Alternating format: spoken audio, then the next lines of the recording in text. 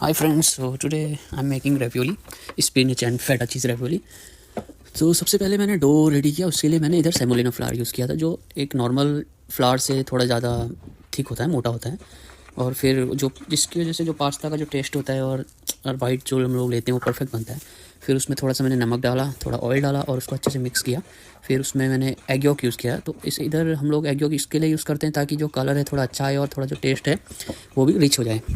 फिर सबको मिक्स करके और उसमें धीरे धीरे मैंने फिर पानी से उसको डो को रेडी किया। जो टेम्परेचर जो इधर पानी का जो हम लोग यूज़ करते हैं वो around somewhere like 20 to 25 degree centigrade, एक नॉर्मल रूम टेम्परेचर का तक रहना चाहिए पानी का टेम्परेचर।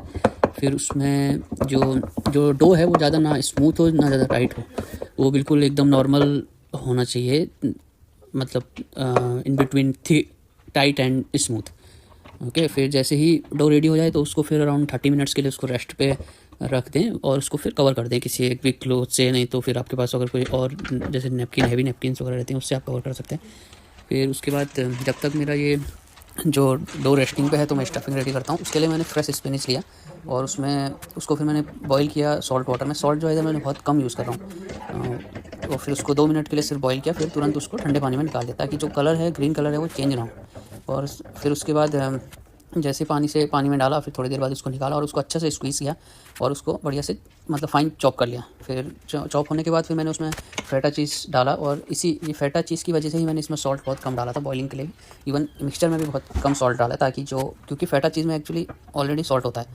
तो फिर जैसे ही फेटा चीज़ डाला फिर उसमें हल्का सा ब्लैक पेपर डाला और मिक्स किया प्रॉपर्ली। फिर अगर सॉल्ट आपको फिर भी कम लग रहा है तो आप ऐड ऑन कर सकते हैं।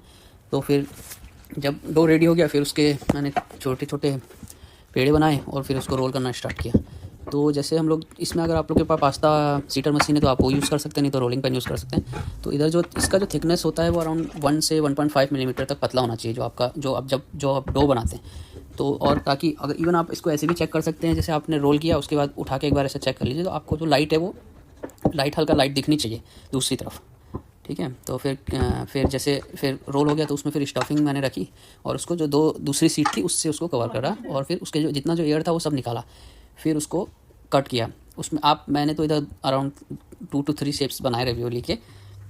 एक जैसे एक टॉर्टेलिनी होती है, नहीं तो फिर स्क्वायर शेप की, ये सब कुछ भी आप बना सकते हैं। फिर जैसे ही ये पास्ता का बन गया तो मैंने तब तक मेरा जो पानी है वो बॉईल हो गया था, तो उसमें फिर मैंने सिर्फ नमक डाला और फिर उसको बॉईल होने के लिए डाल दिया। अराउंड 5 to 6 मिनट्स और 3 to 4 मिनट्स में वो रेडी हो जाते हैं। वंस ये जब ऊपर फ्लोट करने लग जाते हैं तो आप समझ लीजिए कि आपका जो पास्ता है वो कुक हो चुका है।